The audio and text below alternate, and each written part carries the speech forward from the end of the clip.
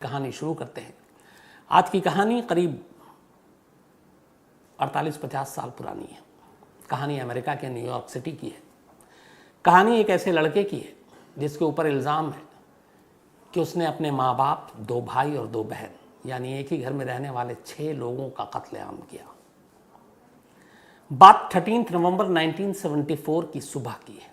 13 नवंबर 1974 Los Angeles में एक जगह है लॉन्ग आइलैंड। इसी लॉन्ग आइलैंड में एक 112 ओशन एवेन्यू, इसमें एक घर है और इस घर का नाम है एमिटीविले हाउस। इस घर में कुल 7 लोग रहा करते थे। घर के मालिक, जिनका नाम था रोनाल्ड जूनियर, बल्कि रोनाल्ड उनकी वाइफ, तो रोनाल्ड उनकी वाइफ, 3 बेटे और 2 बेटियां, कुल मिलाकर 7 लोग। और इन सब की जो उम्र थी उनमें सबसे बड़ा बेटा था रोनाल्ड जूनियर, जिसकी उम्र थी 23 साल।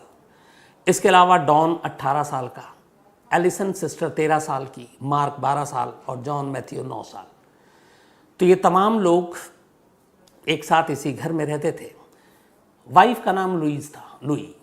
तो रोनाल्ड और लुई के कुल 5 बच्चे थे और यहाँ पे 1965 से रह रहे थे इस हाउस में, जो एमिटीविले हाउस है। ठीक ठाक रोनाल्ड का अपना बिजनेस, कारोबार, घर गृहस्थी सब सही चल रही थी, बच्चे सब पढ़ लिख रहे थे। लेकिन रोनाल्ड शुरू से ही थोड़ा सा शरारती किस्म का था। 23 साल उम्र हो गई थी, काम वाम करता नहीं था, बार में जाकर शराब पीना। पिता के साथ अक्सर उसका झगड़ा होता, बल्कि कई बार उसने पिता को धमकी भी दी कि मैं आपको मार दूंगा। माँ उसे समझाती रहती थी। बाकी भाई बहन सब ठीक थे। 1974 13 नवंबर की सुबह करीब 6:30 बजे रोनाल्ड घर के पास ही उसके एक बार है, जिस बार में वो अक्सर जाया करता है। वो सुबह 6:30 बजे उस बार के पास जाता है। बार रात भर खुली भी। वहाँ जाकर वो कहता है कि शायद मेरे घर में मेरे माँ बाप को किसी ने गोली मार दी है, तो क्या कोई हेल्प करेगा। अब वहाँ चूँकि सब जानते थे रोनाल्ड को कि पास में ही बार है, पास में ही घर है, और वो अक्सर आता था। और इत्तेफाक से उस रात भी, यानी कि 13 नवंबर से पहले 12 नवंबर की रात भी वो बार में आया था, बल्कि शाम को, और 6:30 बजे निकला था। तो सुबह वो 6:30 बजे 13 नवंबर की बार के लोगों को ये बताता है। जैसे ही वो, कुछ लोग उसको जानते थे, वो उसके साथ चलते हैं उसकी हेल्प के लिए। वो वहाँ पहुँचता है। घर के अंदर जब लोग दाखिल होते हैं तो उनकी चीखें निकल जाती हैं। घर में रोनाल्ड के फादर और मदर की लाश थी और बाकी 4 और लाशें थी जो उसकी भाई बहनों की थी। उन्हीं में से एक शख्स वहीं से फ़ौरन पुलिस को कॉल करता है, पुलिस को बुलाता है, बताता है कि इस घर में 6 लाशें हैं। पुलिस की टीम मौके पर आती है। घर का मंजर बेहद डरावना था, चारों तरफ खून ही खून, और देखकर पहली नज़र में ये लग रहा था कि हर एक को शायद नींद में गोली मारी गई है। लाश को उठाकर अस्पताल भेजा जाता है और सबसे पहले पुलिस घर के इकलौते जिंदा बचे शख्स यानी रोनाल्ड जूनियर को थाने में लाती और प्रोटेक्शन देती है, क्योंकि उन्हें डर था कि किसी हिटमैन का ये काम है जिसकी इस घर से दुश्मनी है, और उस हिटमैन ने सबको मार दिया। अब इकलौता जिंदा शख्स बचा है, इकलौता जो लास्ट में बेटा रोनाल्ड, तो कहीं इसकी जान को खतरा ना हो। तो पुलिस ने उसे प्रोटेक्शन देकर पुलिस स्टेशन में रखा और फिर उससे सारी कहानी पूछी। उसने बताया कि मैं रात को आया, सो रहा था, और उसके बाद अचानक मेरी सुबह आँख खुली तो मैंने देखा, फिर मैं भाग कर गया, घबरा गया, बाहर गए, अपने दोस्तों को बताया, वो लोग आए, फिर आपको पुलिस को खबर की। अब पुलिस को यही खतरा था कि शायद रोनाल्ड की भी जान जा सकती है, जो हिटमैन ने मारा है वो इसको भी नहीं छोड़ेगा, तो उसको प्रोटेक्शन दिए हुए हैं। इस दौरान में पुलिस की अब जांच शुरू होती है। पोस्टमार्टम रिपोर्ट आती है। पता चला पोस्टमार्टम रिपोर्ट में कि रोनाल्ड के माँ और बाप, इन दोनों को सिर्फ 2-2 गोलियां मारी गई थी। बाकी सभी भाई बहनों को, 2 भाई और 2 बहनों को सिंगल गोली मारी गई थी। ये तमाम गोलियां .35 कैलिबर के राइफल से चलाई गई थी। और जो लाशें मिली जिस तरीके से बेड पे, उसमें यह था कि 4 बच्चे जो उलट पुलट कर औंधे मुँह सो रहे हैं, तो वैसे ही थे। तो कहीं बिस्तर पर सिलवटों के निशान नहीं, कहीं कोई स्कल्फ लड़ाई झगड़े की कोई सबूत नहीं। ऐसा लगा लाशों को देखकर कि सभी नींद में थे और नींद में ही ने गोली मारी गई। तो ये क्लियर हुआ, रिवॉल्वर से बल्कि राइफल से गोली मारी गई, ये भी हो गया क्लियर। लेकिन पुलिस को हैरानी इस बात की थी कि कुल मिलाकर उस घर में उस रात 8 और 4 12 राउंड गोलियां चली। 2-2 गोलियां रोनेल के माँ बाप को और 1-1 गोलियां उसके 4 भाई बहनों को। तो किसी पड़ोसी ने किसी को फायर शॉट की आवाज़ नहीं आई, और ये बड़ा अजीब था, राइफल की आवाज़ बड़ी तेज़ आती है। पड़ोसियों से जब पूछताछ हुई तो पता चला कि नहीं, उन्हें किसी को भी आवाज़ सुनाई नहीं दी, सिर्फ उनके घर में भौंकते हुए उस कुत्ते की आवाज़ जरूर सुनाई दी थी। घर से कोई सामान भी गायब नहीं था, बाकी ऐसी कोई चीज़ नहीं थी, लेकिन ये था कि हर एक को नींद में गोली मारी गई है, कि रिवॉल्वर राइफल से गोली मारी गई है। अब ये सारी चीज़ें चल रही थी। इधर पुलिस स्टेशन में प्रोटेक्शन में रोनेल लगातार बयान दे रहा, और पुलिस को फिर लगा कि ये बार बार अपने बयान बदल रहा है।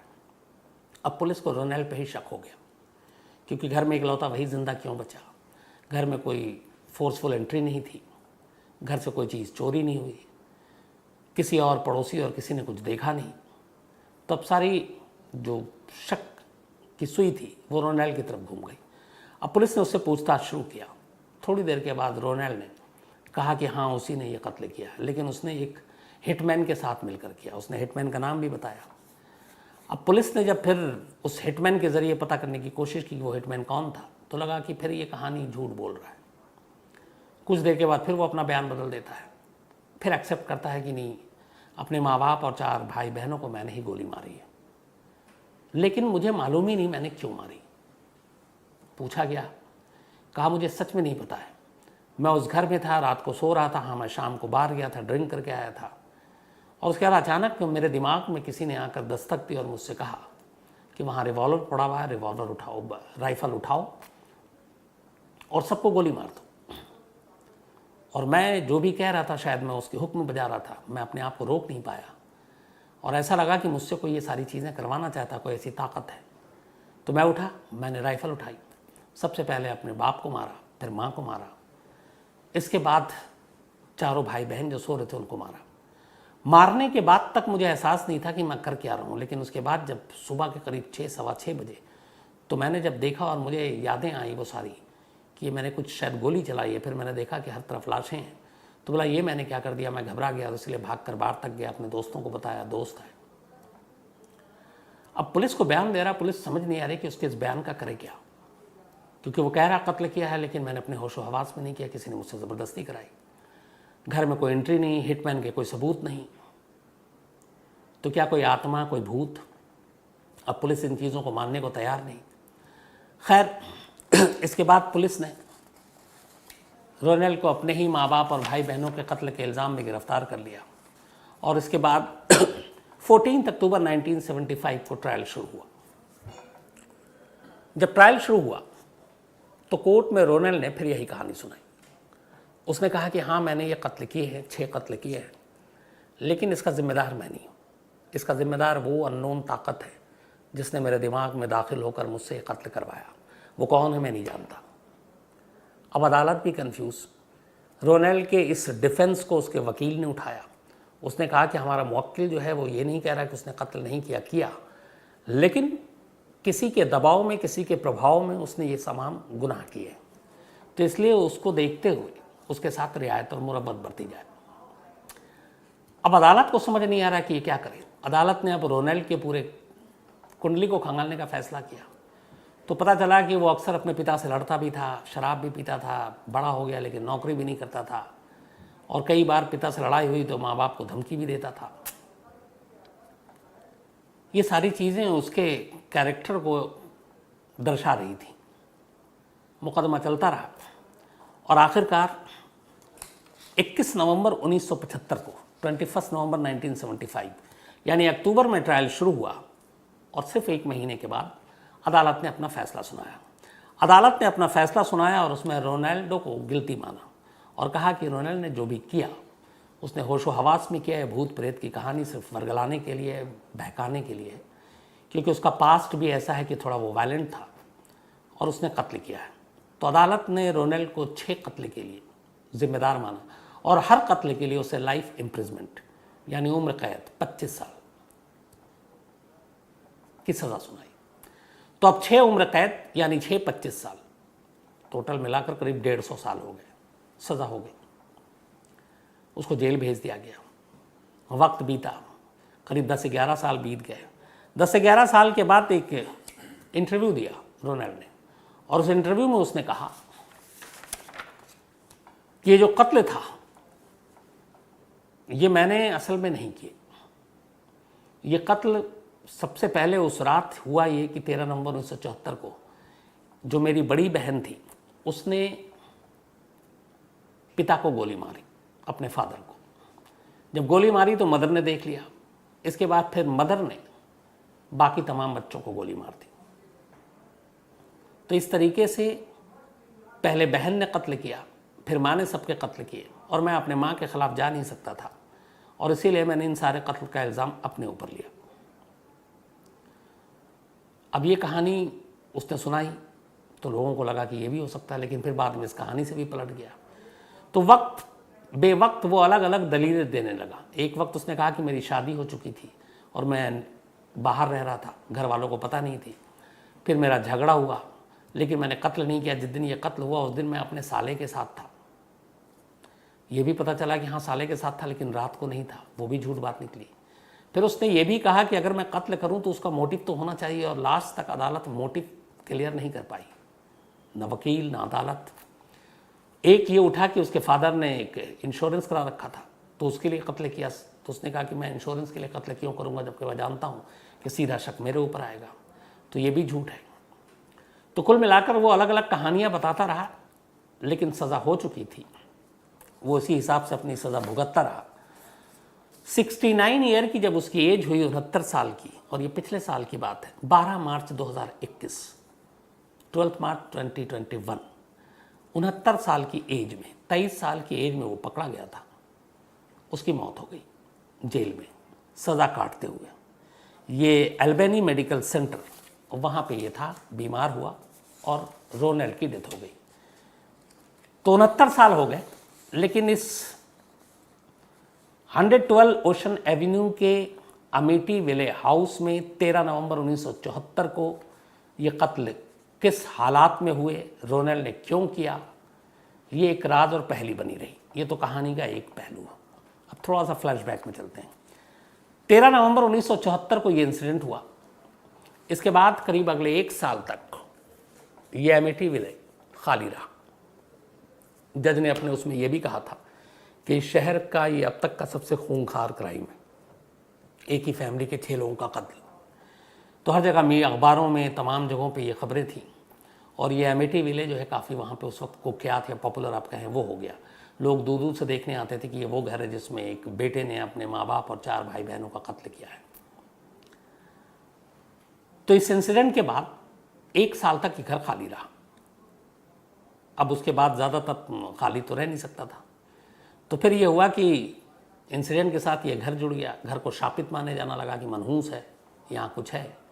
तो ऐसे हालात में आमतौर पे घर के रेट गिर जाते हैं। तो इस घर का भी जो है रेट गिर गया। एक फैमिली थी जॉर्ज और कैथलीन की, इनके 3 बच्चे थे।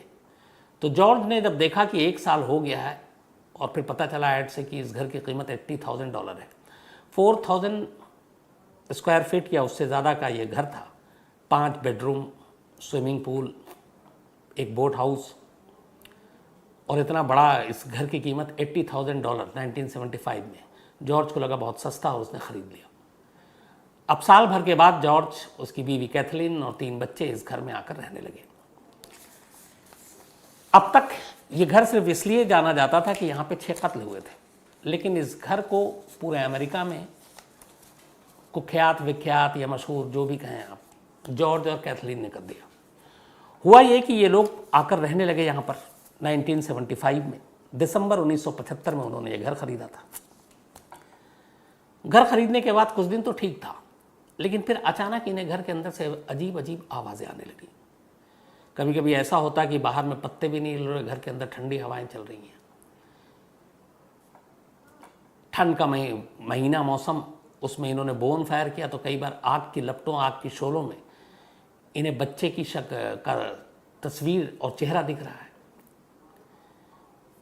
कई बार कुत्ते जो है वो, उनका जो कुत्ता था वो अजीब अजीब तरीके से भौंकने लगे।